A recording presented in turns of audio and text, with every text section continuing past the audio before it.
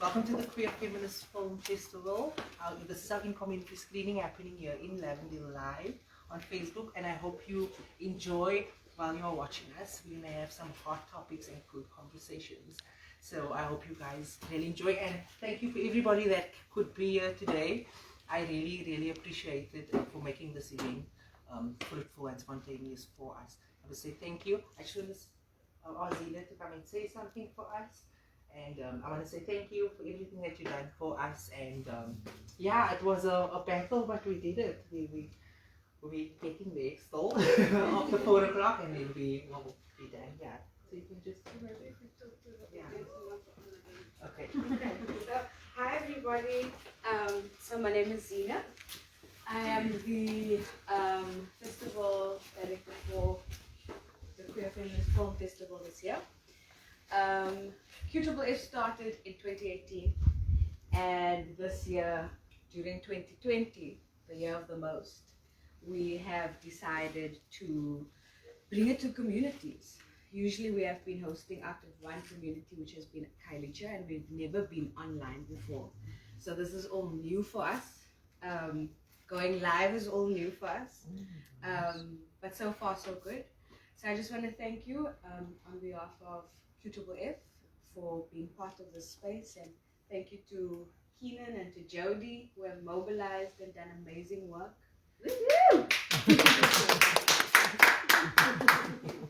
So we're gonna have a small greeting, just an introduction of everybody, and yeah, so we can start with you, and what you do and everything. Yeah. Okay.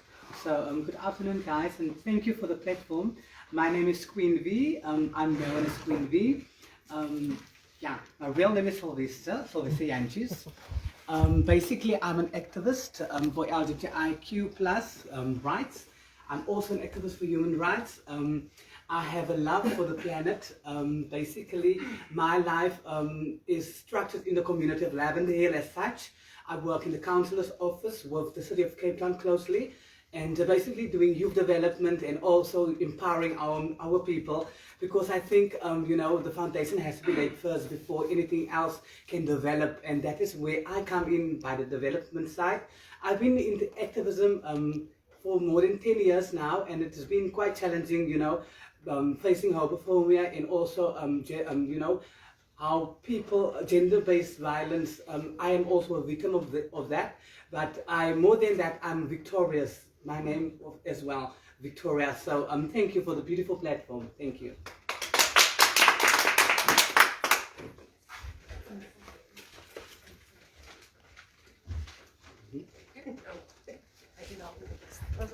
Yeah.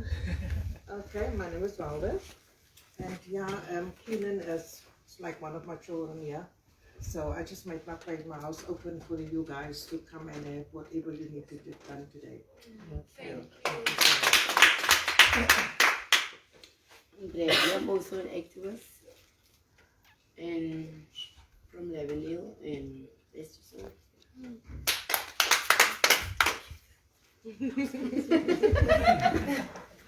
Hi, I'm Peter Orvis. I'm from Lavendar. I'm 18 years old. Hi, I'm Colvin Roland. I'm from Retreat. 18 years old and grade 10. My sister. Tina Roland's sister. Hi there, I'm Shirley Mento. I'm 31 years old. I'm from Retreat, and yeah, thank you to Keenan for inviting me here today. Okay, hi, I'm Jody Williams, and I'm a citizen journalist for the QFF, and from Retreat as well. And yeah, we're just quite excited to be a part of the QFFF and like make a difference in the community.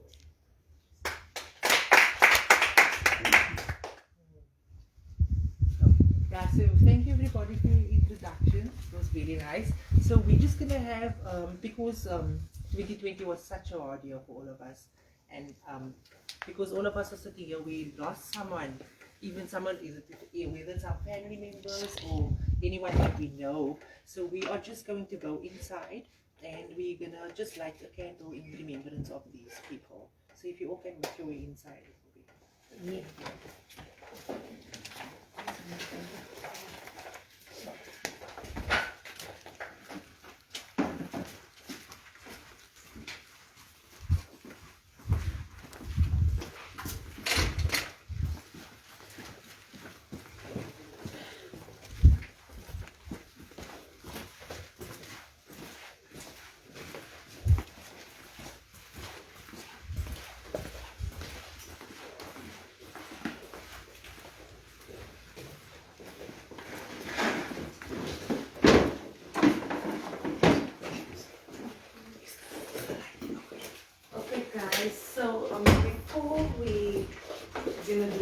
video, I'd just like to have each and everyone just light a candle on behalf of somebody that they lost either during COVID or before COVID. So I'd like to ask Sherry to light a candle for Tracy, and then we'll follow the rest.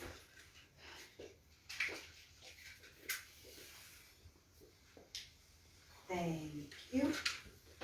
So I'm doing this for somebody that I lost. I lost quite a few people before COVID.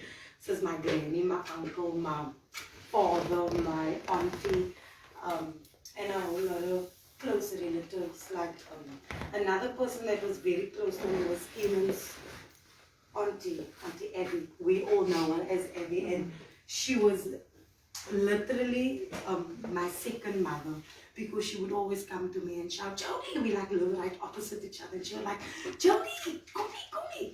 And I'm like, what's wrong? Nee, kom van Jody. And then it would be a chameleon walking in the tree, and she was so afraid. So I always used to go and help her, and we would have coffee together. So yeah, she's played a very big part in my life. So that is for her and a whole lot of the other people that I mentioned. Here we go. So anyone else? Anybody can actually come and just light the candle in remembrance of whoever passed away that day.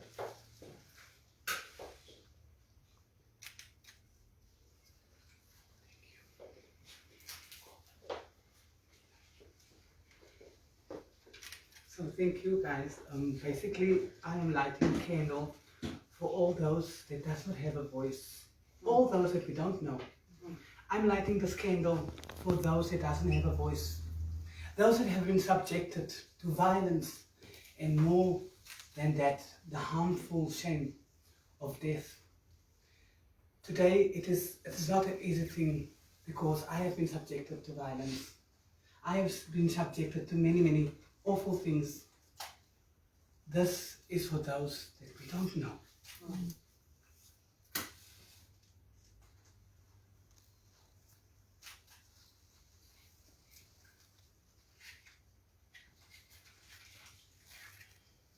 Pure emotion.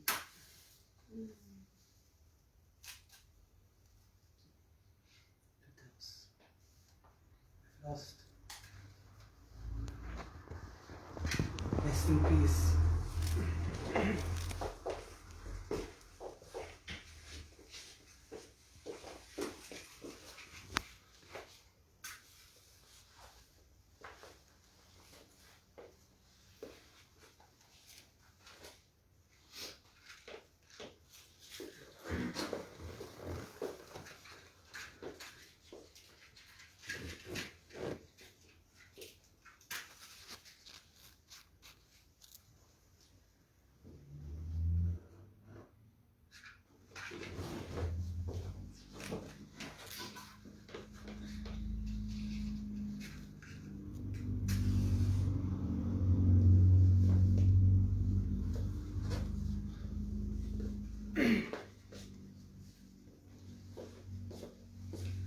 Ik ga nou die Engels praten met die is van mijn reis.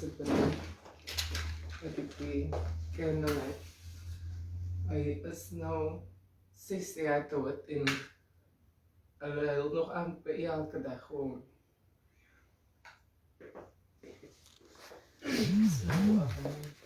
Now we are just going to play a little slideshow of Tracy Lee Collins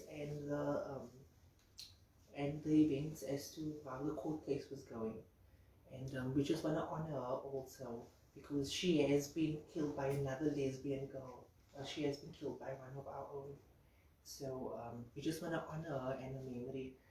Tracy Lee Collins was a person who wouldn't hurt a fly. That is how quiet she was. Always spontaneous, very soft and sweet. And you know, for me personally, I don't want to question even what happened, because for me it's an eye opener also, because there is no one that is too special that can be murdered or can be exploited in such a way that she is. So I'm just going to play a slideshow about Tracy.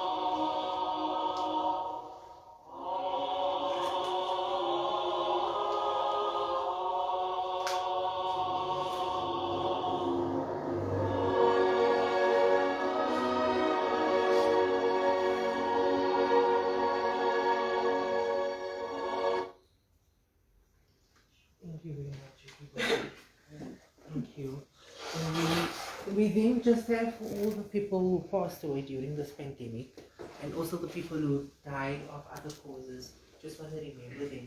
And I've been to many funerals throughout and lost a lot of people. There was always this one song that was constantly playing at the funerals, and I was thinking to myself, wow, nobody really knows when it is your time to leave your body. And so we're just going to ask you to just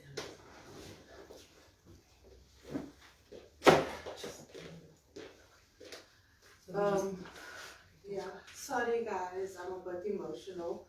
And I don't know, yesterday it was 2 months since Tracy passed away, so I've been just totally like mixed up, and just bear with me. I'm a bit confused, I'm getting the words all mixed up, but if I look at my phone, I'm just sneaking at the words. So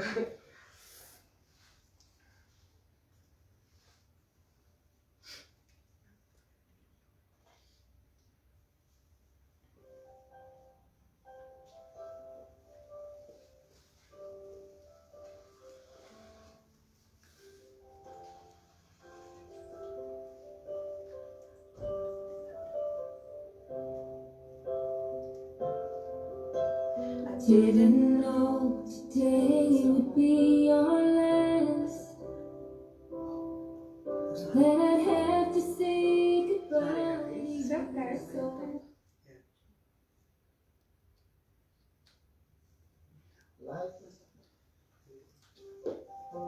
sorry about that.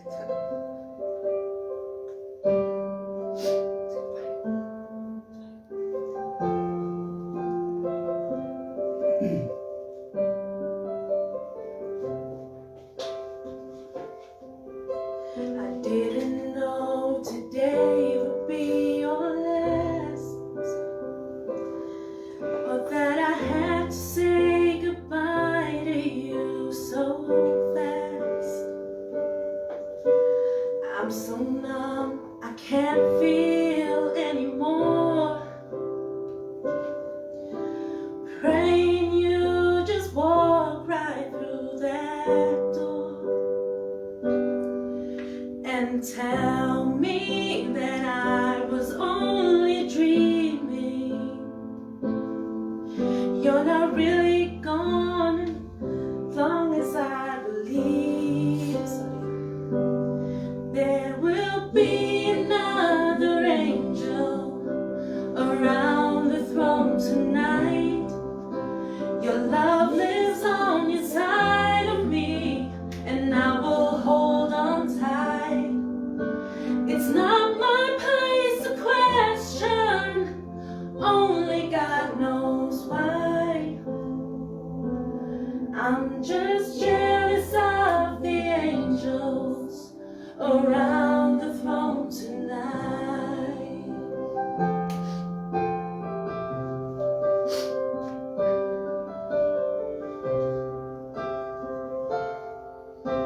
You always made my troubles feel so small, and you were always there to catch me when I fall.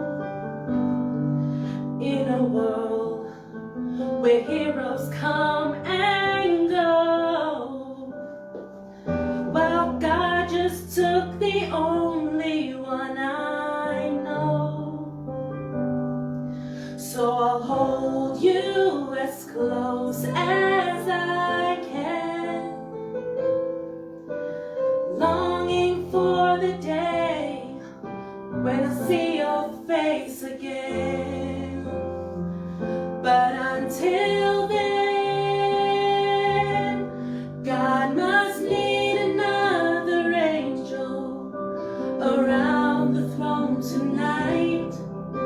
Your love lives on inside of me, and I will hold on tight. It's not my place to question, only God knows why. I'm just jealous of the angels around the throne tonight, singing hallelujah.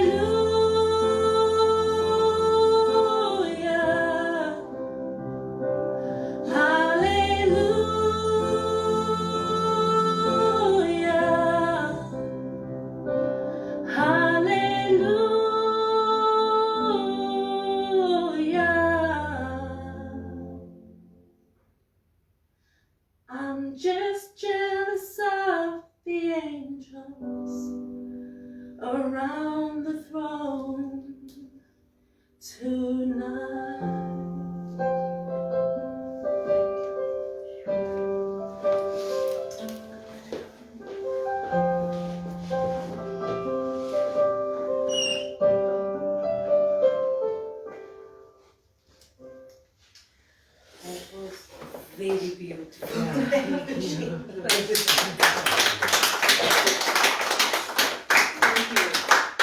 that is just our part in commemorating this year, also 2020. It was just messed up for everyone. And so now over to the Queer Feminist Film Festival thing that we have filmed. I was the community mobilizer. I had to get people to be filmed, and Jody was the citizen journalist. It was quite a challenge for us. We were at each other all the time, at each other's throats. And it was quite hectic trying to film in Lavendar also because of the violence and the shootings and stuff that is going on there.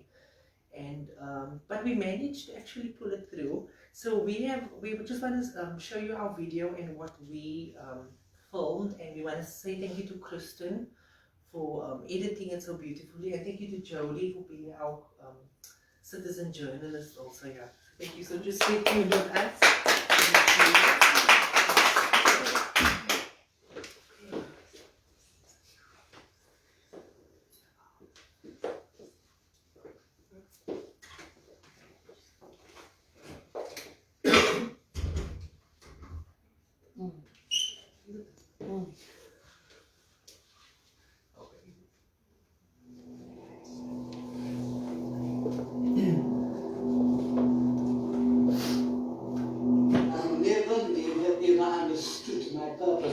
Because I always ask God, hoe kom ik in Lavendar en alle plekken?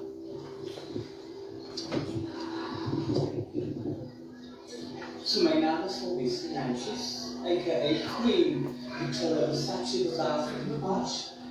This is my house, and this is my cat London.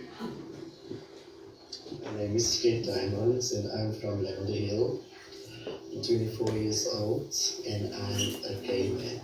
I'm also a Western Province netball player, action netball for the past 10 years, and outdoor netball player for the past 3 years.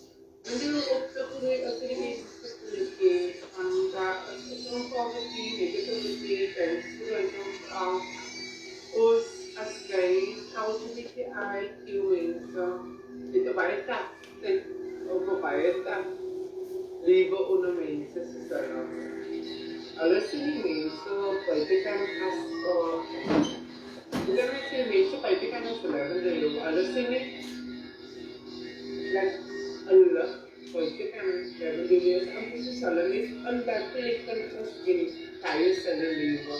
Alles in die dat buitenkant ook een leven is. And it's actually baie sad as a guy persoon, Allah. I'm still looking here. I have no money, but it's so actually by a focus here. And I listen to my emphasis, it changed. That it is too so lot of saying my mindset is different as well. Life in Lavendar was always a war, a battle that you have to fight every day. You need to get through the day just to live tomorrow. One of my lowest supports was my father, because he couldn't understand my sexuality. Living here, it has been a challenge because my family has left me, my friends have left me. I had to mend and to fight for myself. There was times when I would, go and help other people out, clean their houses basically, wash their washing, do what I had to do to maintain a healthy, balanced life. I changed the narrative. Yeah. I stepped in my power and I said, this is me. I am bruised, I am scorned, but this is me, and I have so much to offer. And when I realized my power, then I could show other people this is my set of skills. Besides being an LGBTIQ member, I'm an individual, I'm a human being with so much to offer, and I had to break doors. Yeah. And to me, it was actually a step in the right direction. I've been doing plays for a year and 4 months now. I get just lost. Yeah, just like out of the blue, out of work, just out there, just wanted to do with it. And so far it's been working. I've been performing everywhere. Last year I think something going to China, but I'm so new on the scene, so many people might not know me.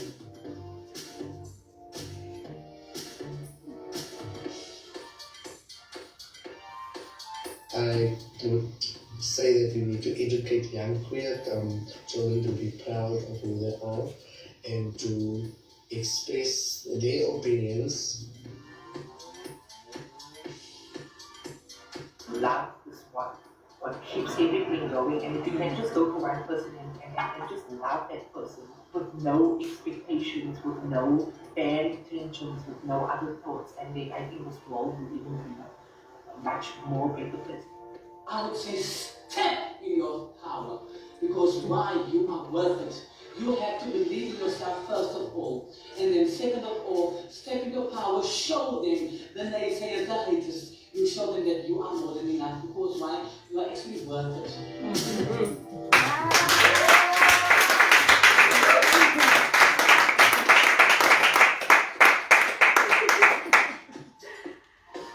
Was so nice.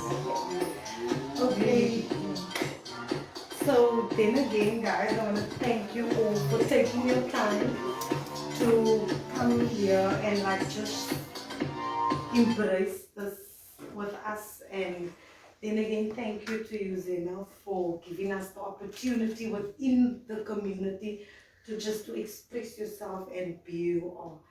So just to wake up. We need to wake up now. So what I have is a small icebreaker. So I know we don't know everyone. So something like I want everyone to just partner up with somebody and then like ask 5 questions like around it. Okay, I know we introduced each other. So then like a small icebreaker, like what do you like? What, just like a deeper part of who I am, and then we can just share it with everybody again. So yes, we're gonna do it outside, so can you please follow me? There we go.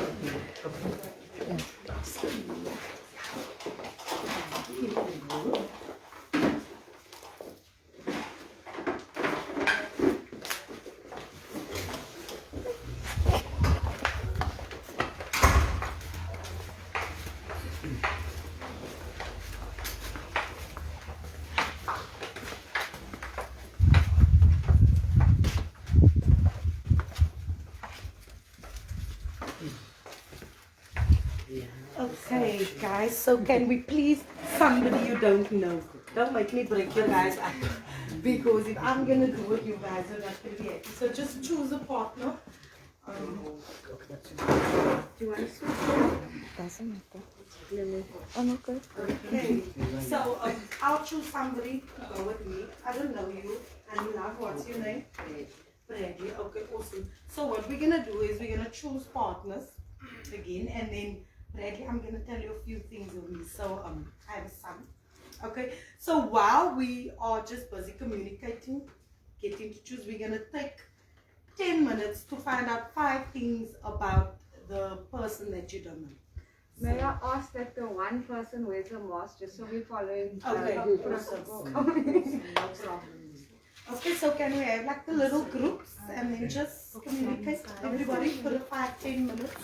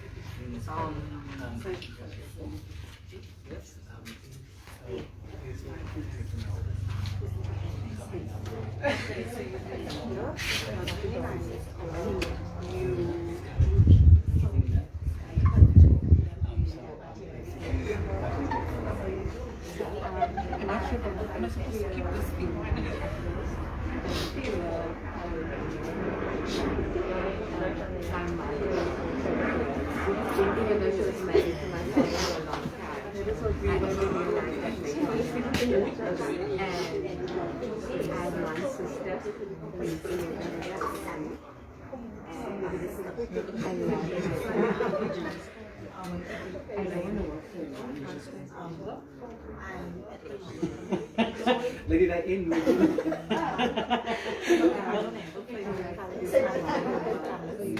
And what else? I'm married. I'm unemployed. And I love swimming. I love reading. Like, you know, you get a lot of people put on the CVs, they love reading. Now I love it. That's why I do my knowledge. And then Is 1 hour of George. So we call under George Moon. it's close to the Eastern Cape. Yes, it's on the border. We are in the Western Cape on the border. Yes. And basically my father is from PE. I never knew my father for 7 years. I only knew him for 3 weeks when he died. But we met before he died. And that was my consideration. Basically, I went to the University of Stellenbosch. I did my drama. I'm currently studying radio production for Cape Town. Basically, I co-activist. I love Cape Town, but I'm not really a politician. My life is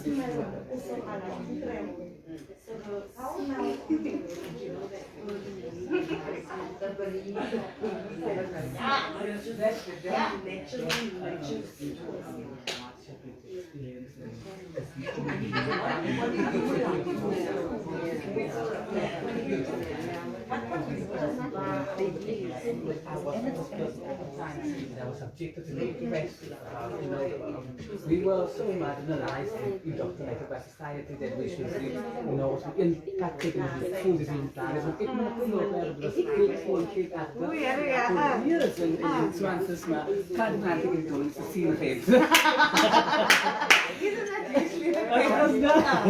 But yeah, it's been an experience, a journey.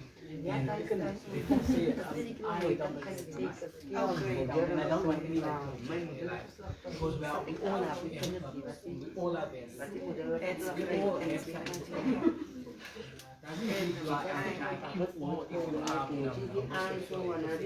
Nice. I love it. Okay. And what do you like doing for fun? Like you said, okay, you said there's netball, you said there's you like outdoor adventures and yeah, so that's nice. We got a lot in common though. Yeah, I love it. The opportunity here to meet on because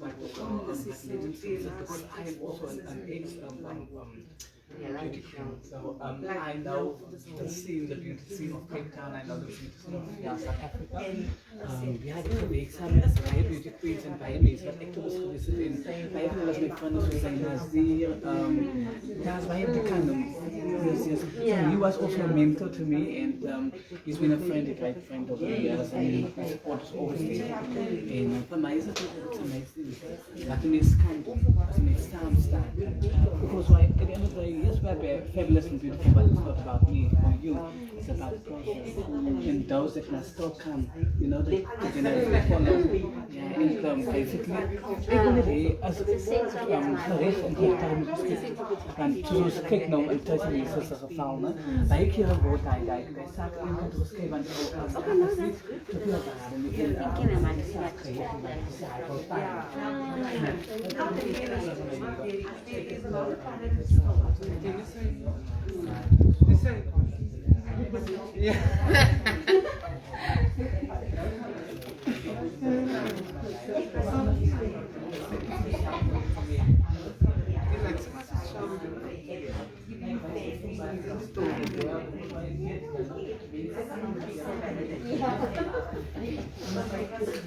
I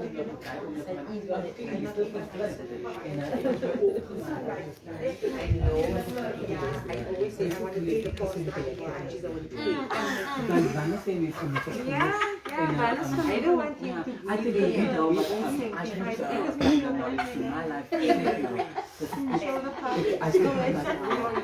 is what I expect to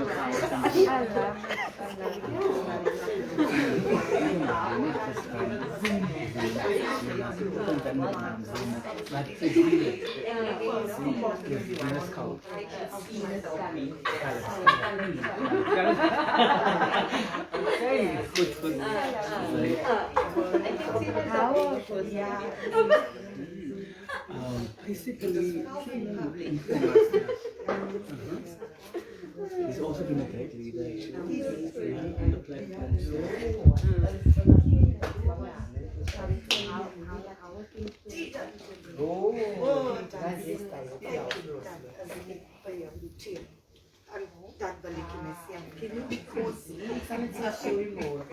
Yeah, something like that.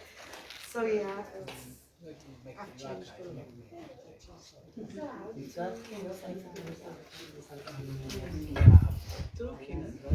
Basically, so basically, yes, I know all of them, yeah. Basically, here's the link.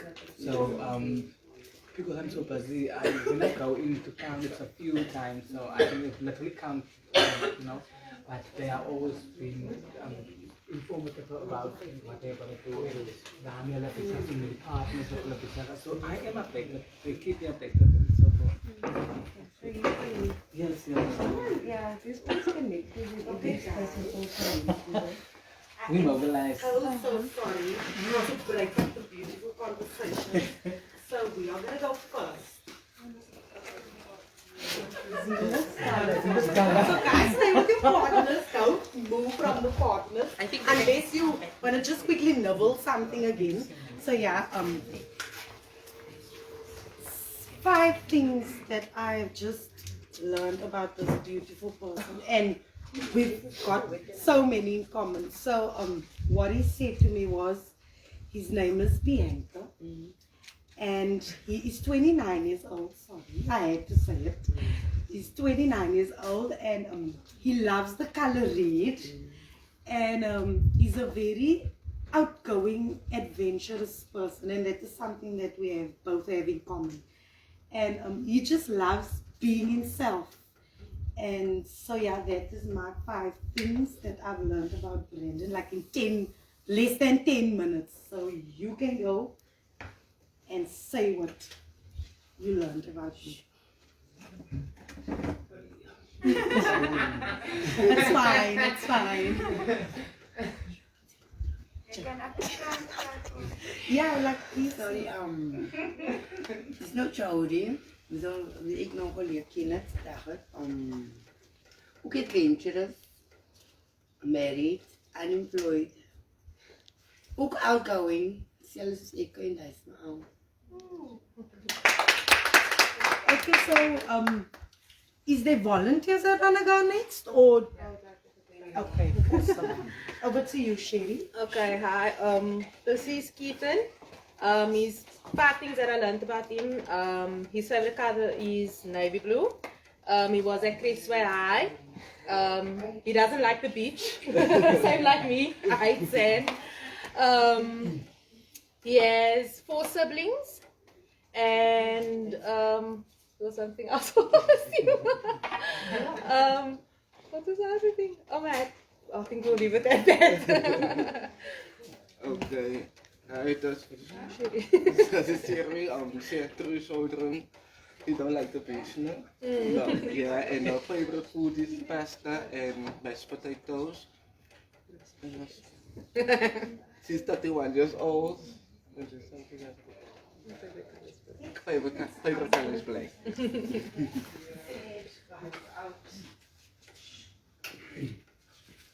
Okay, so basically, ik die mooie mens kon die ken sy as the beautiful. Haar naam is Zinnet Scarlett en sy we have a lot in in common. So it's basically haar pa is dood toe sy 3 jaar oud was. Haar pa was ook aan die Eastern Cape gewees. Sy identifiseer as 'n queer feminist in haar ma, dieselfde. En basically sy is 'n beautiful mens want sy werk vir die QFFF en soos jy kan sien sy is, ek het haar gesê, sy is baie authentic want haar authenticity resonates met my en ons het dadelik geklik. So dis 'n mooi mens, definitief. Yeah, this is Love at First Sight. So this is Sylvester. Sylvester is a beauty queen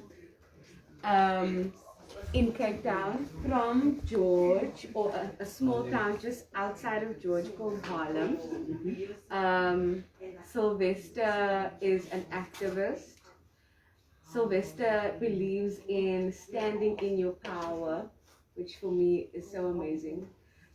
We both have lost parents and we both have roots in the Eastern Cape, and we both resonate with human rights with LGBTQI people as human rights, and that they're not separate.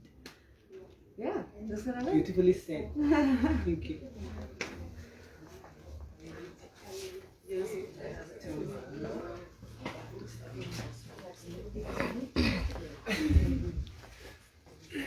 Okay, die is Calvin.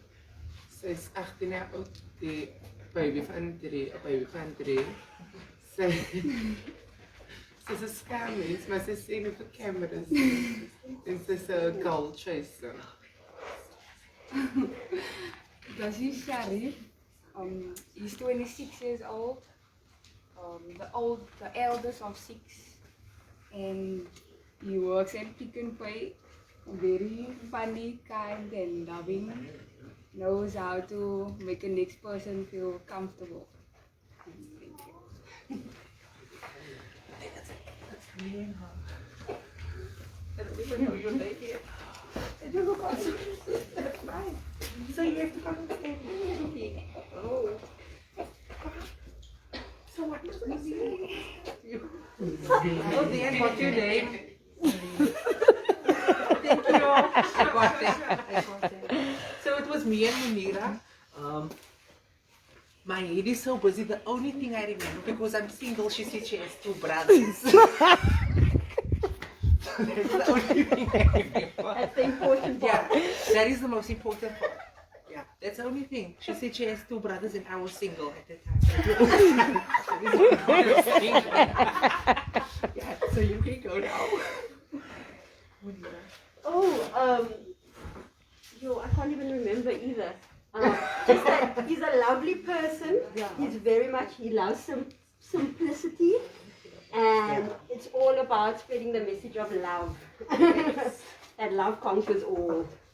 Okay, everybody can group together. Nice. Okay, so now that we all know each other and that we're comfortable around each other, about the video, like a volunteer, anyone just briefly tell me, what did that, how did it impact on your life? Like anybody who wants to say something, like just tell me what was the impact of that video and how did it help you? Anyone briefly run it for us, please. Okay, anybody? Thank you, if you would allow me. Thank you so much. So basically, for me, it has been very impactful because why? I now see that there is support systems in place. I now see that there is organizations wanting to take us by the hand and to give us a platform to say, express yourself, be yourself, and the beauty, because there is beauty in life, there's beauty all around us. It's time that we acknowledge that, and it's time that we step up to the plate. Thank you. Basically, that is what it taught me. Thank you. And then, if I may continue with you, Mrs. Victoria, tell me, how was your okay, what can you encourage for those that need to come out, that need to be themselves, that need to say, okay, listen here, I'm queer, I'm a lesbian, and this is how I feel. So tell me, so give those encouragement that is not yet out there, please.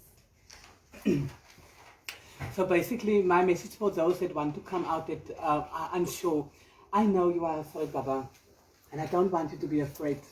I want you to step in your power, as I said, and I want you to be honest with yourself first. Acknowledgement, healing starts with acknowledgement, and then when you are honest, you can communicate easily.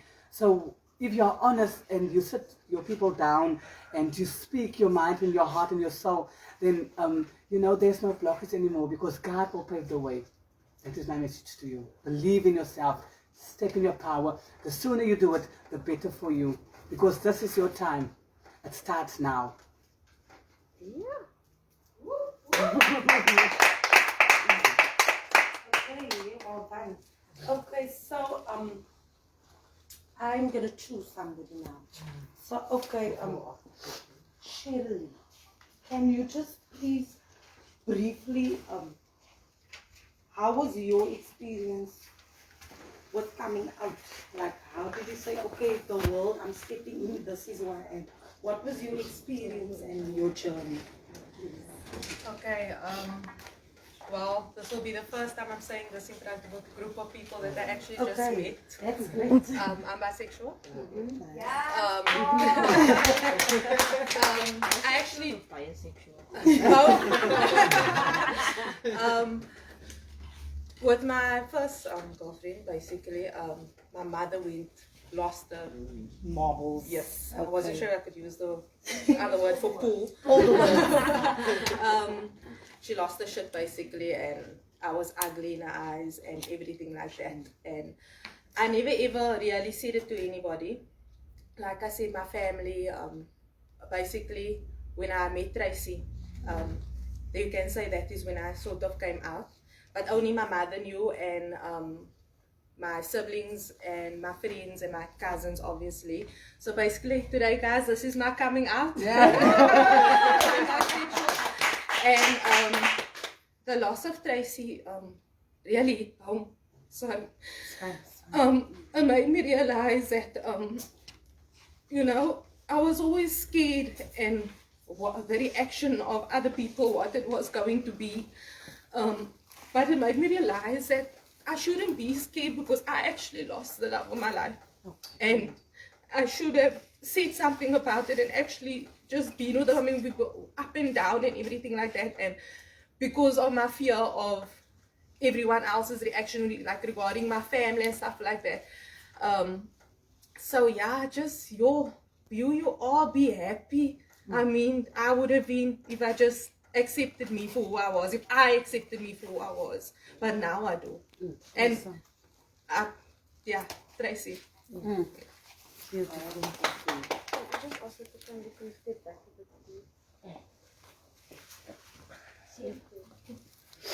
So thank you for that. It is still very raw and emotional. Actually today, she passed on 2 months ago. Yes. Yeah, yesterday, sorry. Yeah, so it's still very raw. But you know, sometimes we need to step up. I think Tracy would have been very happy if we have moved forward, and because we are fighting with her for her, I think that she's so at peace because she knows that she has a strong team and a strong group of queer people behind her. You see, so I think that she is just in eternal peace, at eternal peace. And I don't think that because she was not a person who liked rowdiness, I think she would have just told us, just leave it, you know, but we can't, because we have to fight for the rights of others also. Yeah. So that is what we face actually daily. We face that daily. If it's not in our community, it is in some other community also. And there are some people who doesn't have these resources to just reach out, and there's some people who goes through even worse things, but who does not have the people and the support structure and everything. So now they are all just quiet and choked up, and things are eating on them. So it's also good to just express your feelings and your views and your opinions also. And as queer people, I think we have to stand together as a collective. That is what makes us at the end of the day. I cannot stand without my trans sister, my gay brother, my bisexual sister, or whoever. I cannot, because we are already put in a box and say that that kind of people, that is how they label us.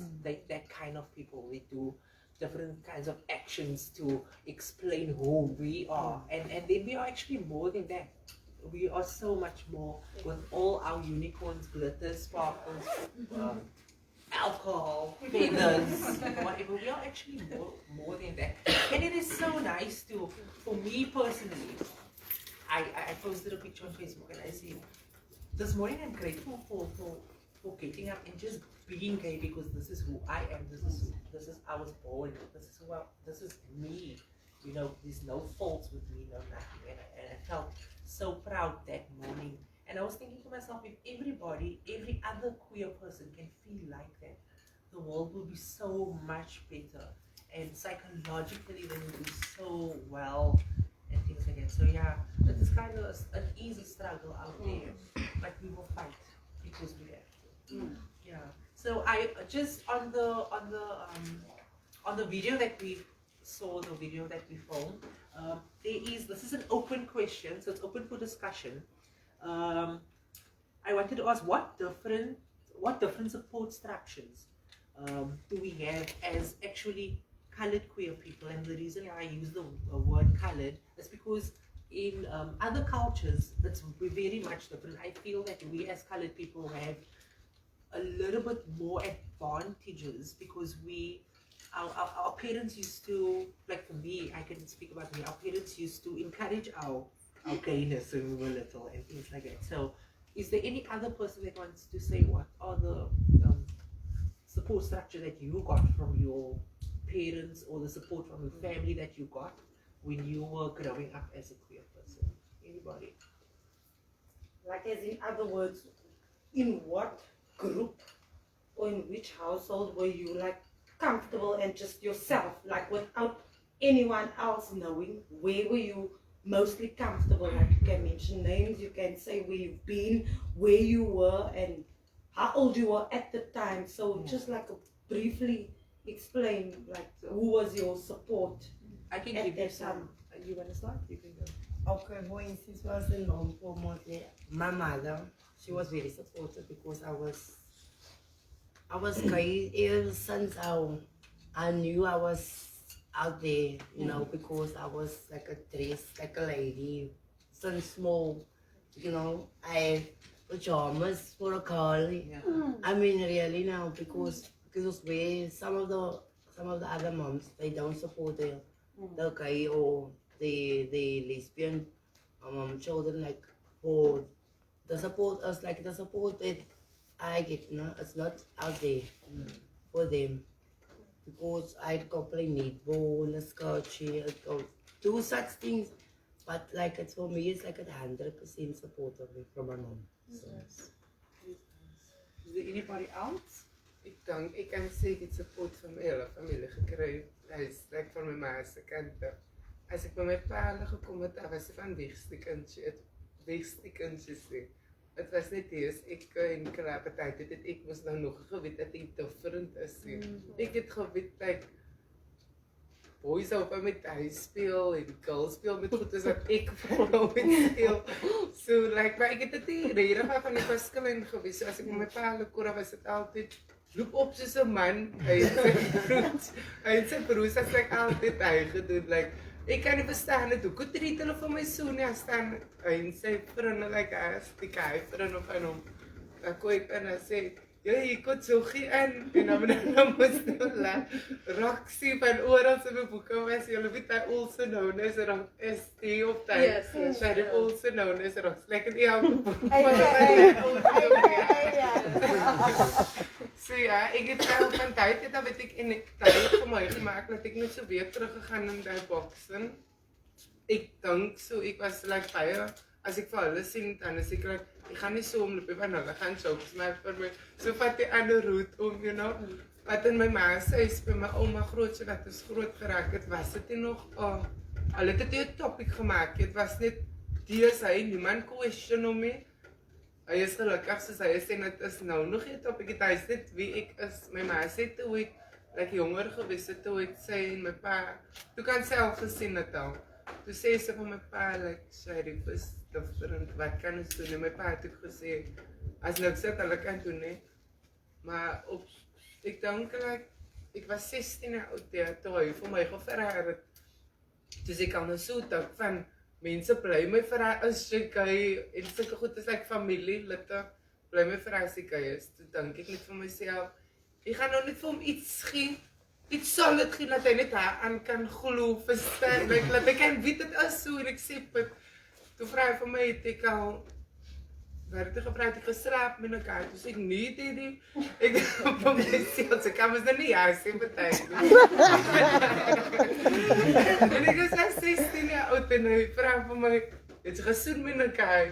Ek sê, ja, Teddy.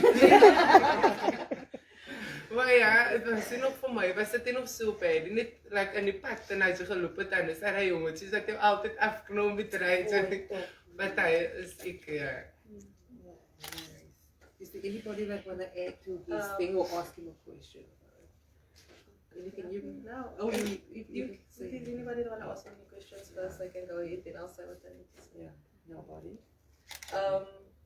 I basically, my first experience, every experience, kiss and everything was a female. And I just knew from a young age that no, you can't say anything because you're going to get into trouble or whatever. And then when I was 21, I was dating this girl and her name was Roxy, by the way. And her mother, her family, entire family, everybody was just cool with her being the way that she was. And I actually named her, put this, like a sticker on her door, Alway. I named it Alway. Lesbian.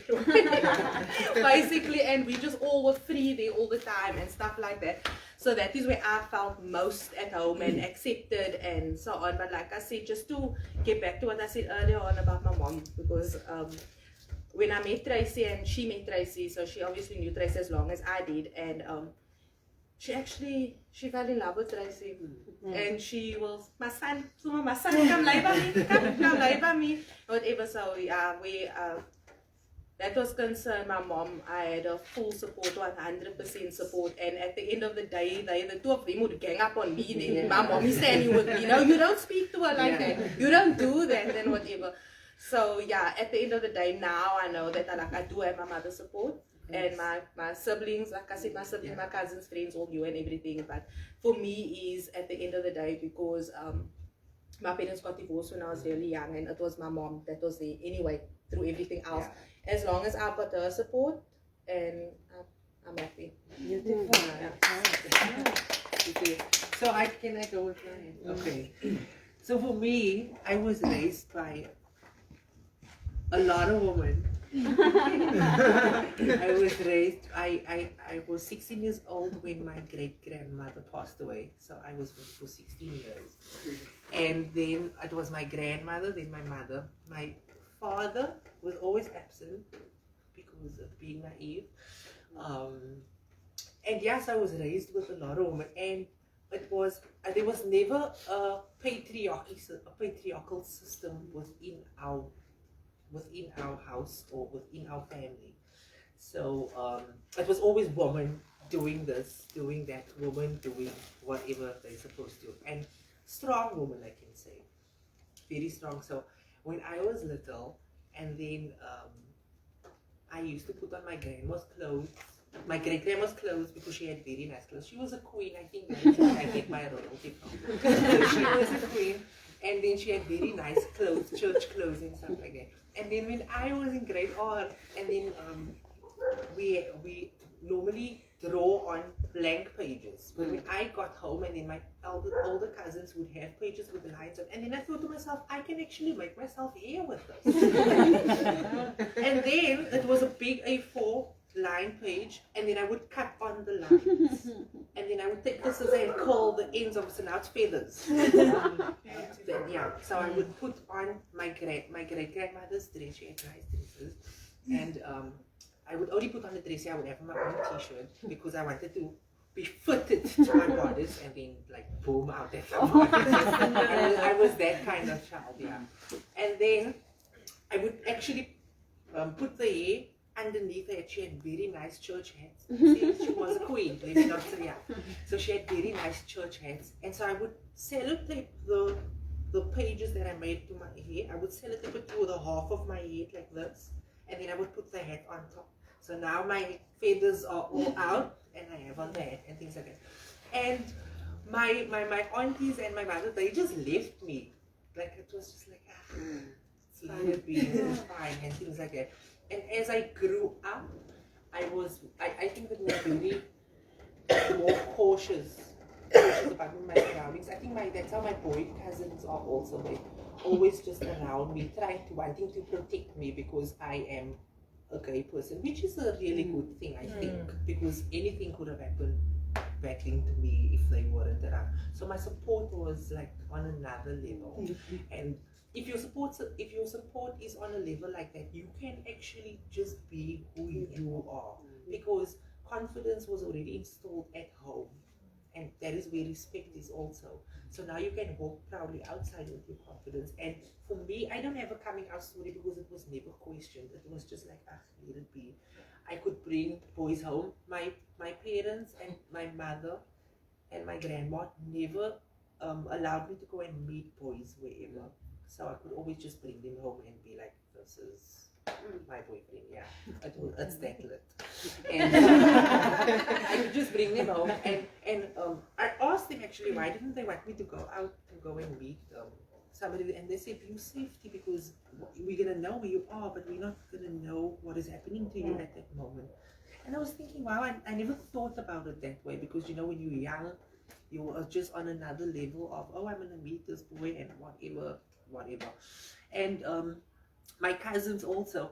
So we are very close family.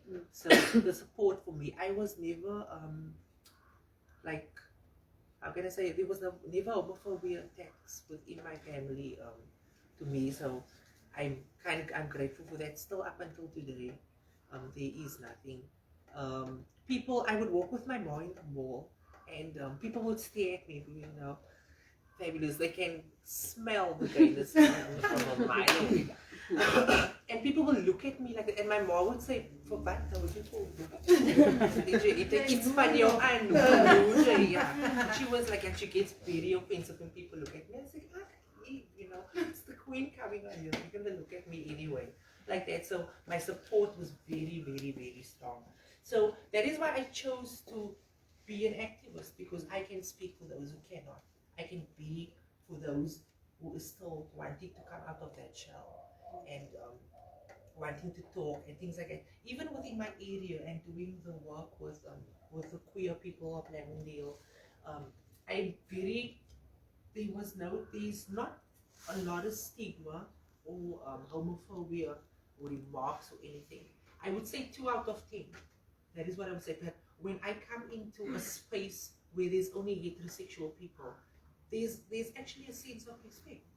They would greet me, they would ask me how I am and things like that, and I would actually just have a conversation just to actually show them that I'm also human. I'm just as human as you are. There is no difference between us when it comes to being human and things like that. So for me, that is also a very nice thing. So I say in other cultures where you can go there and there will still be a lot of attacks, and within tradition there's a lot of things that are set in order, and then with us there's just like a whole lot of love and support. And I really want to spread that love to other people, other cultures, other people's belief systems and what they think, and just to broaden their mindset. And even for parents who do not accept their children but accept other people's children, that is not on, because that is tolerance. And as we were having our icebreaker in our conversation, I told her, I don't like being tolerated by anybody, not even my family. I don't like being tolerated, because this is who I am. I'm not going to walk straight just because you think it's better for me to walk straight. I have a flow in my walk. I've had it since I was born. Why would I want to walk straight for you? Who are you, woman or human, to tell me that I have to walk straight or stand in a certain position? Don't stand like this, because these are the things that are happening for parents and other people that do not accept LGBTI persons. They will tell you, stand up straight. Don't stand like this. Take your hand away. I can be in church like I told you. I can go to church. I'm going to put on my brooch because I'm that queen, and I'm going to put on my tie, and I'm going to go to church because I didn't come there for you. I came there for me in all my fabulousness, in everything that I am and built myself. So I'm going to come that. So yeah, I also think it's because of the support structure. You need support as a queer person to go on in this life, and it's actually really, really sad. And that is why I say I will fight for my people. I will do whatever, and I don't even mind dying, because at the end of the day, it comes to that way. The fight comes to actually that. So yeah, I don't really have a coming out story. I'm just me. Just love, share love, listen to people's stories, assist where I actually can. You can't change the world really, but you can help make that little change in changing the world actually, because we all are just human. Sometimes I listen to other people's stories. I can't even switch off at night, because then I just take myself and I think to myself, what if I was in that position, then I wouldn't be able to handle that. You understand? So it's kind of hectic out there, and I always just, but wherever I go, I always just try to make a difference in this world, because when I die, then I'm dead. There's nothing that nobody can do. Who's gonna fight on? I can teach people for the day that I'm not there to continue the fight. You see, and yeah, that is about me. Okay, so just a quick question. Seeing that you know that loving support within the family, so tell me, within the community of Retreat and Lavendar, like gangsterism is like a norm for our areas. So tell me, when you would walk in the streets, besides mobbing and judging, like, hey, why are you looking at him? Tell me, the gangsterism and the people out there, like in the streets, how was your experience with them? Like, what was it? When I was younger, it was a challenge for me, because you would get that people that will just soup. Can I say the word? Soak with you, because you don't even ask them anything. But now, as I'm older, I'm they're very respectful towards me, especially the gangsters. Like, it is, I don't even want to lie about it. They are very respectful towards LGBTI persons also. That is what I have noticed in the colored communities. I've walked in Manenberg, Parkwood, Hanover Park with other queer persons, with my friends, and they are actually very respectful. Lavendar also. I come from Retreat, but I can walk there alone and feel safe. At times when they are shooting, I don't feel safe. But I can walk there and people would greet me and ask me how I am. But I think also acceptance comes when you, as a queer person, also know who you are, and also by engaging in community programs and developments, working with youth and mothers and children. So what I notice is, when you do these community work projects and works, there is always that group of people would ask you a lot of questions about your sexuality and about you. My take is on it. Answer those questions, whether it's a good or bad question, or whether they're just trying to be funny or whatever. Answer that questions so that they can see that you are serious about you. So automatically they are going to be serious about you also, because there is no other, because now you are owning you, so they are going to respect that, because you are full, you are strong, and they can see you are owning this, your space and your whatever it is you are owning. So, and then the sense of respect will come. So with me walking in the community now, as I'm older now, when I was little it was a bit crap, but now there's a big level of respect also. And I think it's because when you respect other people, that people will automatically respect you. When you honor other people, that people will honor you, and that is how it works, vice versa. So yeah. Is there any other question? Yes, I would like to ask a question. Basically, I would just want you to shed some light on friendships within the LGBTIQ community. How has that been for you, and were there any challenges over the years? Have you met any amazing people, and basically, what were the challenges, friendship-wise? You see, because why everybody comes with a persona, or with everybody has their egos, and how did you? Yeah, because there were difficult times, and how did you deal with those times at the time?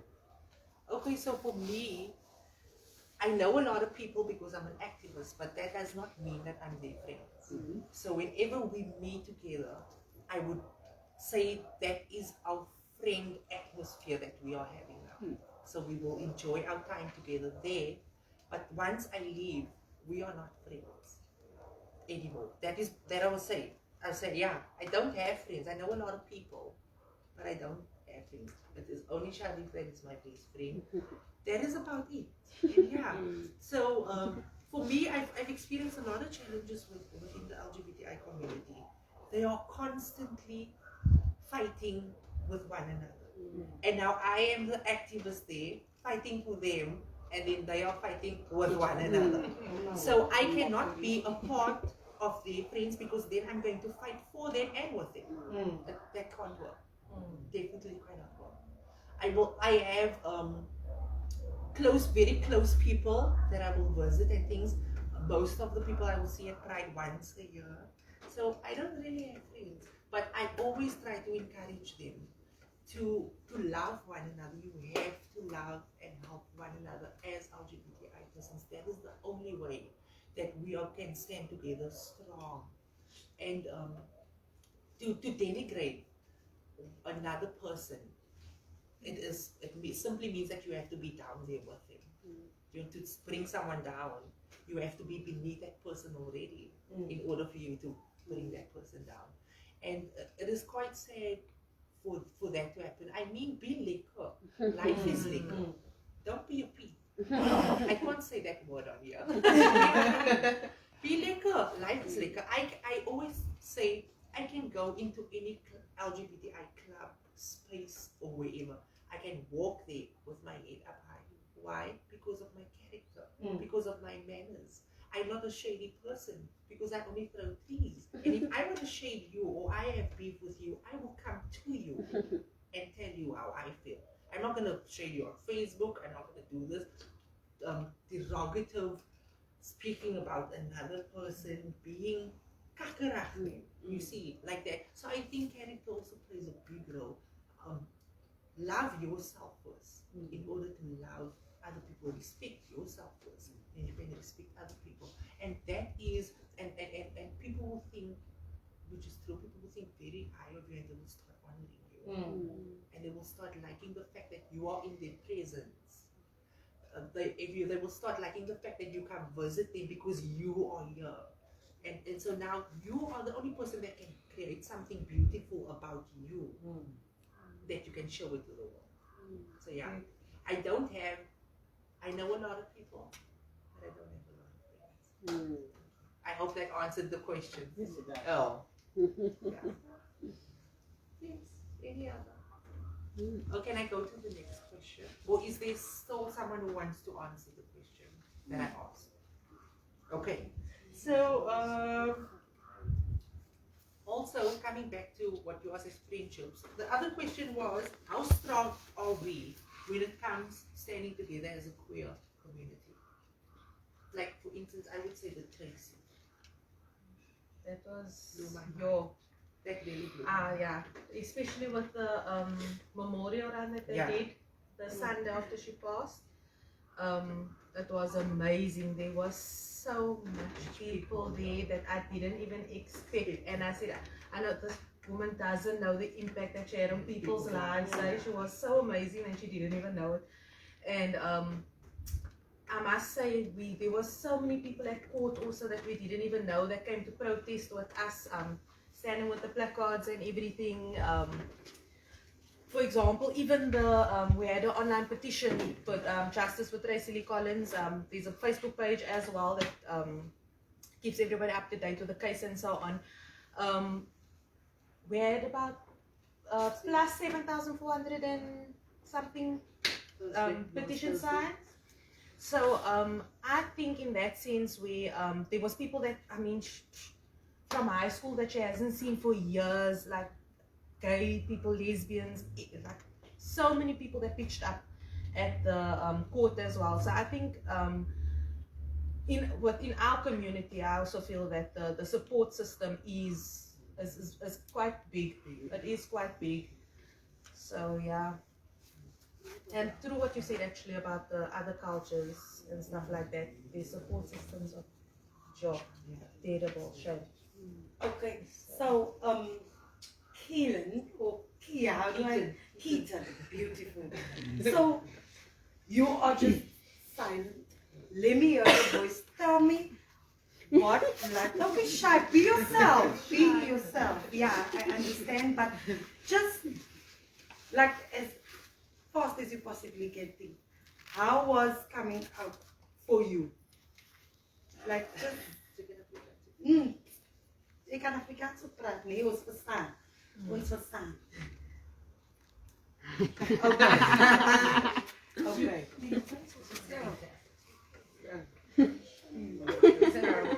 Saya Shamila. Shamila. What's Shamila?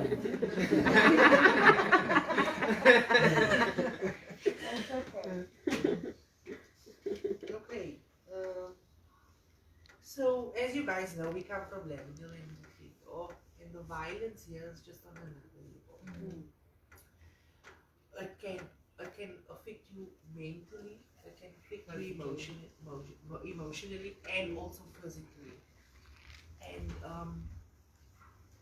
it tears you actually down inside, because how can you live in a space where you can't even move? Because now you are being imprisoned in your own home. And it's terrible, because if I think of lockdown, I see and Lavendar's people, I was thinking to myself, you guys must have a sense of understanding of how lockdown works, because when they start shooting, everybody has to stay in the house. When the shootings are done, you're not even sure if you can go out or not. You're not even sure if they are done. So now they are so used to being in the house, and because whenever shit goes down, they have to stay inside. And I mean, for me, lockdown was terrible already. Having the first day started when I had to sit at home and wonder about what, you know. So the other question is, how do you, life is tough in violent areas like Lavendar and stuff like that. So what was the best ways or methods for you to stay mentally well, or just keep your mind stable, or your body even? So how did you aim to sustain yourself actually, physically, mentally, emotionally, and in an environment like that?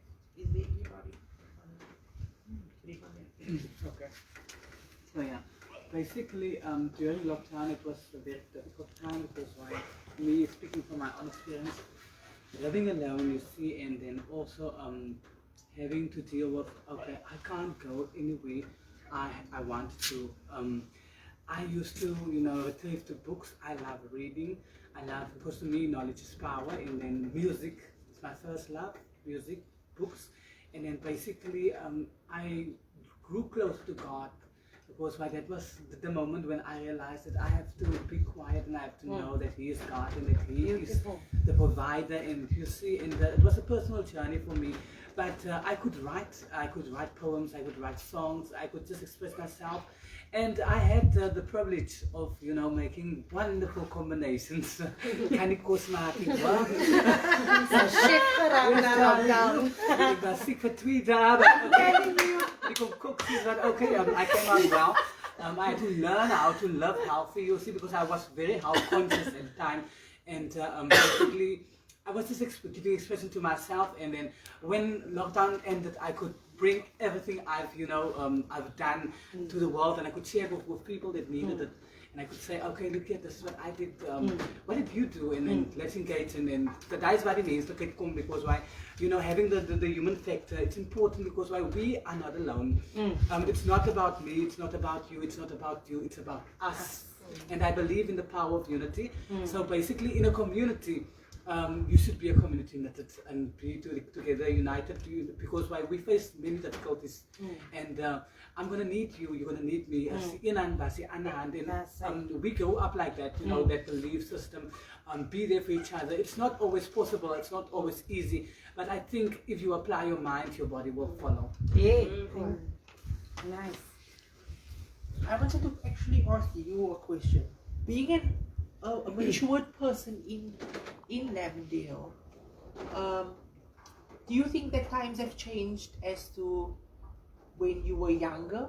Do you think times changed when you were younger up until now, as being a gay person in Lavendar, and how they treated you, how kids treated you, how the stigma was? Is it less? Is it more? Do you feel that it's getting better or it's getting worse? The stigmatization is how educational.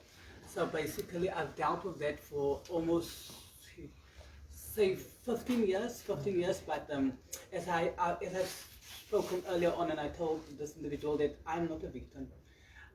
I've been subjected and oppressed. I've been marginalized. I've been humiliated. I've been spit on, I've been called names, I've been through it all, but the thing is, I'm not ashamed of it, because my scars is my journey, it's my power.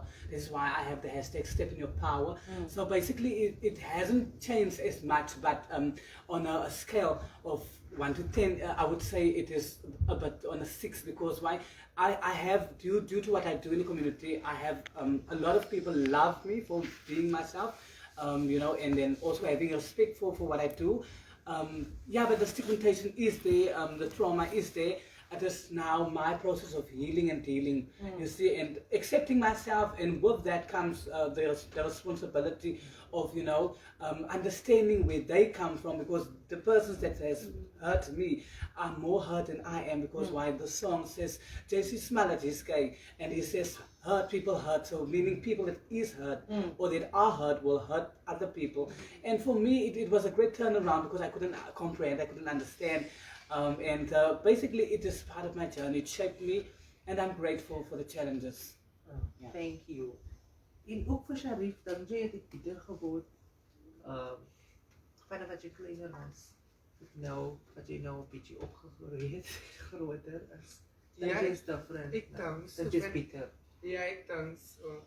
En ik het nou zo, ik was actually bij een zachte kindje geweest in mijn jong tijd. So my sisters is jonger as my, die een is nou 22, die ander is 23. Nou, ons was altijd baie close geweest tussen jongeren geweest. Ik was die zachte ene. Als je me nou een naam sê wat ek van gehoor het, die baie sensitive, en dan het ek nou gehuil. Soos hulle my nog geslakte en het hulle twee altyd samen geloop, soos ons die loop in die pad en nou skree die boys, miskien nou net so een jaar of 2 ouder as my. Hy het sê, jou moffie, het seker sy nie moer, maar julle weet toch echt moes in die plek. As al ek altyd sê, kom koekie konasies, loop as julle, jy ons moer vir julle. Ek het sulke sisters in Peru, en met sisters geef. Maar soos ek nou opgegroeid het, het ek een beetje back afgeraakt met mense. Ek het steker bekom.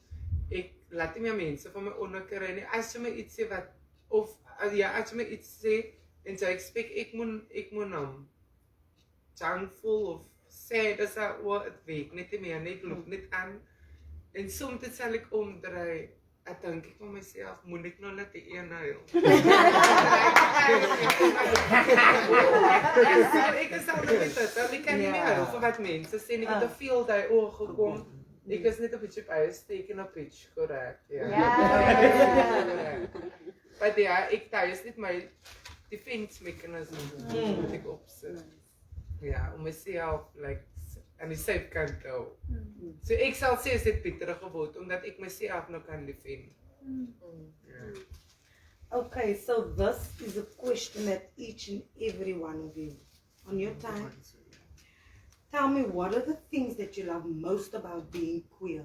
Like you on a queer level, like what do you love about yourself?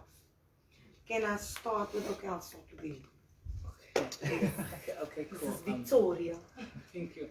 So basically for me, what I love about myself, I think I represent all the colors of the rainbow, because why my personality is such that I can adapt easily. I am a person that has listening skills, so I can always listen, because why most of my friends are, heterosexual people, and basically they bring out the best in me, and the LGBTI community, everybody has a part in my life, so my personality as such is my greatest asset. Okay, yeah. Beautiful. Okay, Sharif.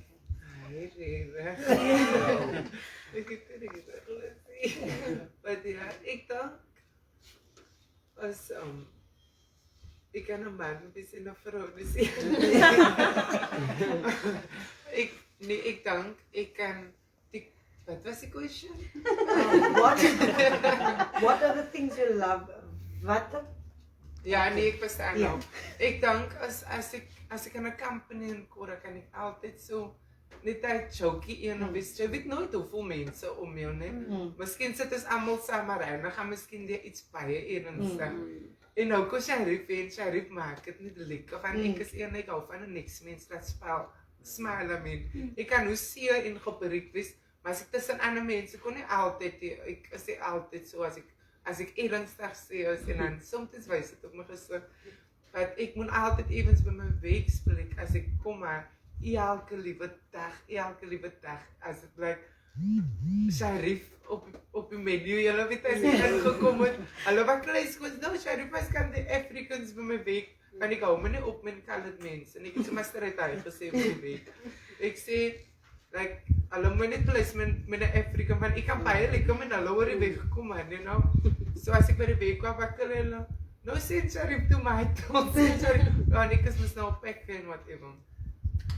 Maar ja, ik denk is niet. Ik is op een lieflijke mens en ik kan een bitch wees, maar nice bitch en een loopend lijf. So ik is niet comfortable met mezelf. Ja. What do you love about yourself? Okay. What do I like about myself? Ik kan 100% een baskof wees, ik kan 100% nice wees. Ik kan een learner wees, ik kan een teacher wees, die moment. Maar als ik mijn naam zet, dan haal ik mijn altijd op die. You get my point? And that's my own.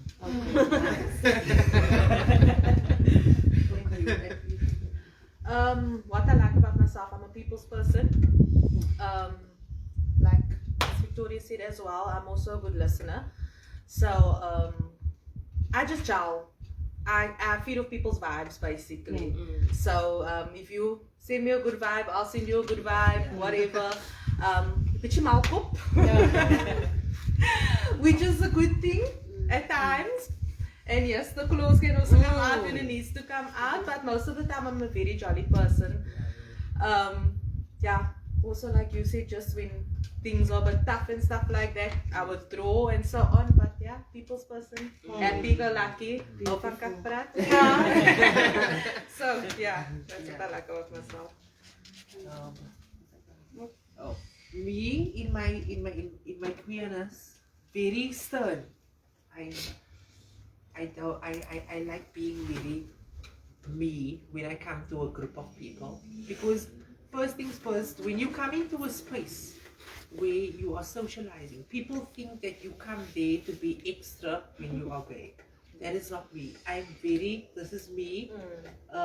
Easy kaya and clowns in it. So you are going to respect me for my sexuality, and I'm going to respect you for whoever you are. So it's I say on my face, like relax. I'm not here to give you a circus because I'm not a clown. So I'm very serious in that way. Also very soft. I can be very soft, but as the years went on, I noticed that you can't be too soft also. So you need a bit it's just to survive actually in this life. Very respectful. I always remind myself every morning to be respectful, because I mean what you set out in the universe comes back to you, and I really and respectful, love, hope, joy, peace, make people smile, be there for other people. The reason why I do it, people always tell me that you're always everywhere doing good things all the time. The reason why I do it is not to be seen by anybody. I wanted to fall on my children, and so that it can fall on their children, and then it can go up until my whatever generation I leave behind. So for me, that is what I do in my career. Kan ik gewoon nog iets met haar opzet, soos Kino nog gesê dat mense dan ons kom uit om 'n klant te wees in alles tyd. Ek dan weer van my kant af, ek is 'n baie nice mens en as ek kom in 'n kamp en ek wil altyd hê mense moet net vergiet van hulle problems, want as dit gekom vir besit like was om sad te wees, was dit gekom om mekaar se company te enjoy. En ek is een of wat die ek kan 'n baie ernstige mens wees. So die rede hoekom ek wil net nice wees met mense is dat ek kan ernstig is. Want as ek ernstig is, en dan is dit 'n lelike ernstig bestaan.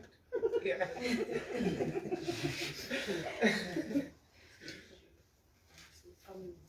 So like, is there anybody like within this group that like just want to ask a general question, something that we want to hear that we haven't heard within the discussion? Like you can have like a few minutes to think about it. Think about the question that you want to ask somebody or something that you didn't understand. Yeah.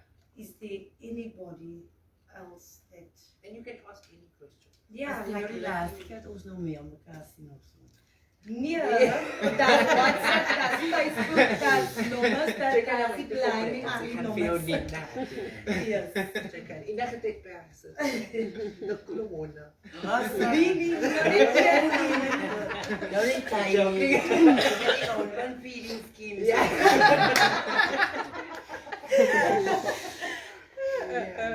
So anything, anybody. Are we going to the part? As a collective? I want to know when it is. Are we mobilizing? I think that next year should worry about next year. Because I don't think a lot of things is gonna happen. Even a Miss Kai Western Cape that I was really very excited about not gonna happen. So yeah, there's a lot of things that is not happening. And that's what changes, no? Yeah, a lot of changes, challenges. But there's always hope. How have people felt about those changes, or the ways in which things were cancelled because of COVID? So you know you have things to look forward to, and there's a calendar, and there's this event, and there's that event, and then there's COVID. So in the space, in this community, in this safe spaces that you work in friendship circles, like, how have people dealt with that? It's not normal for us to sit with number one masks. It's not normal for us to stay away from each other. It's not normal for us not to be in community. So how have people dealt with that? I don't think I've dealt with it very well. I've actually been more isolated since lockdown. More to myself, like home all the time. Almost like it's like that's just not my life, lockdown. And I think for me personally, I think lockdown also affected a lot of relationships, friendships, stuff like that. Because sometimes time apart does people good, but then again, time apart also just doesn't. But in another sense also, maybe I also think that it did do good because there was people that in abusive relationships that actually got time to think and actually get their head to a level where they realize this is not on, this is not right, and whatever, and just move on from there. But yeah, for me, I don't think that I've dealt with this whole lockdown thing very well.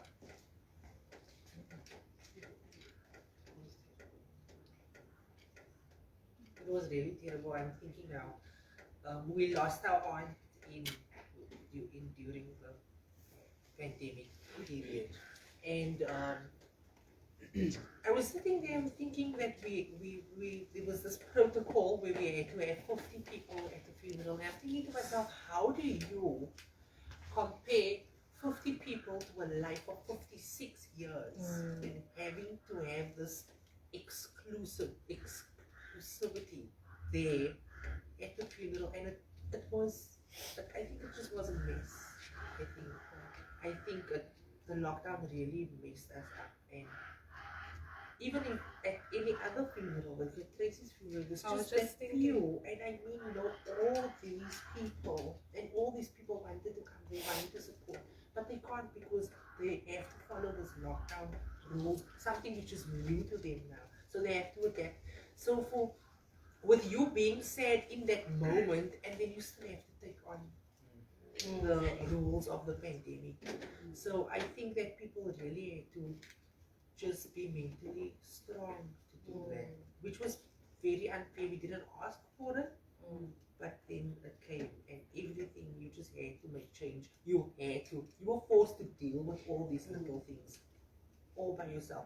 A lot of support wasn't even, a lot of mental support for LGBTI persons weren't even offered or out there, or there was no interaction with organizations also because people couldn't get there because of this pandemic. There was a lot of cut-offs, a lot of cut-outs.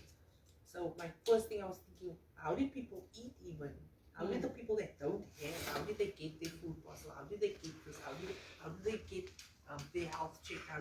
So that was for me personally, that was a really mental issue that I actually felt like I went into depression. I just didn't want to show it. That is what I did. So something that really hit me through that, yes, it did hit me big time. Okay, so I went for this job interview, and then it went smooth, it went cool, it went calm, and they said to me, okay, I'll see you at the end of the month. This was the 15th of March, I can remember exactly. And then they said to me, we don't need to call you back, you need to start on the 21st or the 22nd, I'm not sure, but I know it was on a Monday. And then just the weekend, the Friday before the Monday I had to start, I got a call and I'm like, hello, Jody speaking, whatever you know, the usual. So they said, listen, yeah, this is the company that I went for the interview for. It was in Void, the factory, it's a clothing factory, but they mostly make school uniforms and so on. And then they said to me, listen, yeah, we won't be able to take you because of COVID. And I was like, what is COVID? Who's COVID? Like, why can't you? And I was so stressful because, I was looking out for this job. And then they explained to me that COVID is going to happen on the 26th of this month. And then they explained this whole, and I was like, really now COVID, if you are, can you like why, man, why?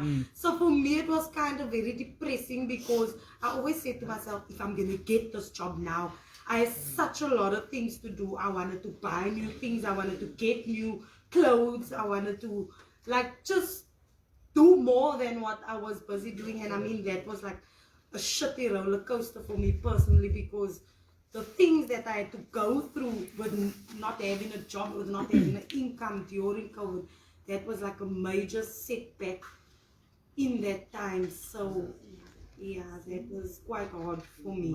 That was one of my disappointing events, or that I had, that was cancelled on my side. So COVID stopped me from having a job. I also think during COVID we have lost so many loved ones. I've lost my best friend just before, I think 2 weeks before or a week before COVID started. She was a well-known performer, Miss Gita Hendricks. She was my best friend. We had a close bond, and I used to go to her house and she would make a pot of food for her and for me, but she would be so careful to make seafood and not something else, because it's my favorite. and the bond that we had, the communication was there, the respect was there. Basically, she was many times, she was like, very close to me. And she was there in times when I needed her. And then I also lost my granny, but that was also before COVID. Then in COVID, I experienced people that I love, lost loved ones. So that is where I was on the lucky side. I didn't lose anybody during COVID. But I felt their pain because that is my sincerity and that is my authenticity. Because those people, your friends becomes your family. And it's been difficult because it's financially, it's been a challenge for me as well. But to other people as well. And the thing is, it shaped us. COVID shaped us in a way that you understand. You have to conscientize all the time that, look here, maybe I should just re-evaluate myself. Where am I at? Where do I want to go? And how do I move forward? And I think COVID had done that. And COVID had also, for me, brought many people closer, and it opened many doors because there's more opportunities now than more than ever you see. So we have lost, yes, but we've gained so much. And we shouldn't forget, because why there is a lesson in this. And I think there's a silver lining, and for me, it is opportunities. Okay. So, as we conclude this whole session, I have personally learned a lot. Like, thanks to you guys also for taking the time to be here, all of you guys, literally. And at the end of this whole session, I learned that just like, be yourself, man. You don't need to worry about people, because yeah, we need people in our lives, but certain people. So at the end of this, our community is very strong within Retreat and Lavendar. So we're quite strong with encouraging each other, being there for each other, and like just loving one another like the world actually should. So I'm kind of proud of our community because of how they're reaching out to each and everyone. Like just a small thingy. I've been helping the hub within the hub was it was okay, so let me just get this point. The hub was directed by Lucinda Evans, and she had helped us to feed communities. So also part of lockdown, that made me happy, seeing how supportive the community is, and how we can actually like just say, pat on our friends back and say, listen, man, I got your back. Because we are that despite the gangsterism, despite the poverty, despite everything that happens within the community. I mean, when it comes to standing up together, I think that Retreat and Lavendar is actually really, really supportive within this. So I have learned a lot, and I am really proud of our community. So yeah, that's it. So I want to say thank you to everybody for participating. Again, it was actually a liquor rush to end this thing. To be honest, what I'm thinking about it, it was liquor, and it was a challenge. But every challenge depends how far you can go and what you can make out of it. So when life gets hard, and then you just get up and you walk, because that is the only thing that you can do. Giving up is not even the best option, to be honest. It's not even an option. Yeah, and because you don't know what you can create at the end of the day. You can move mountains, and you look at it thinking about the climb. Just climb it and see, maybe you can push it even backwards when you're done climbing it, you see. So yeah, always be humble, always be kind to one another. I think that so that can display out in your character as a person, and always love one another, always love yourself, be strong, and do you, be you, love yourself, so that you can become better than what you were yesterday. And I want to thank everybody for making this possible. You are very nice people. The first time today, I want to say thank you. I hope this is not the last session that we have, or the last event. in engaging. And I really want to say thank you to our parents also. I hope you guys heard what we spoke about you.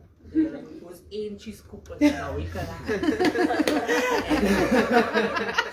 because it's baie mooi van julle gepraat, julle kan nek, but thank you very much for always supporting us, and to our family, always supporting us in what we do, and what we are, and encouraging us, because if it wasn't for you guys, and where would we have been today?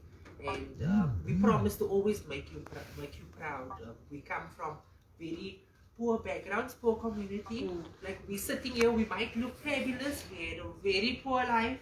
We were poor, but you know what? We are strong, and we are getting to the things that we dreamed about when we were younger, and still dreaming about, and we are going to get there. And we just have to love and support one another.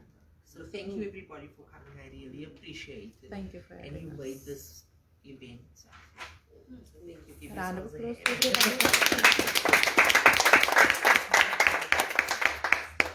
Thank you. So we can have something to. Oh, and then we're gonna have a little poem by Sylvester. So I think she's gonna sit behind the nice queer colors that represent us. Why do that?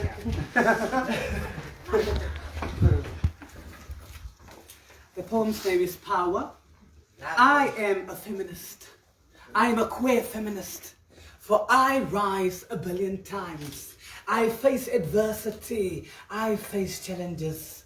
But I rise. I rise like a phoenix because I believe in the power of individualism. I believe in the power of unity. The power of believing in myself.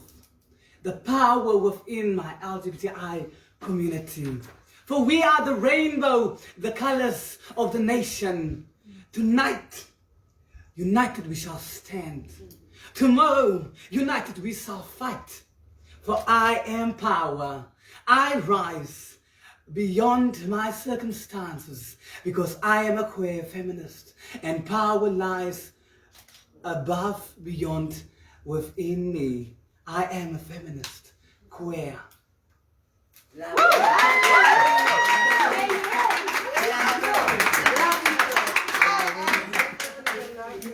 we have a few minutes of mingling, doing what we do best.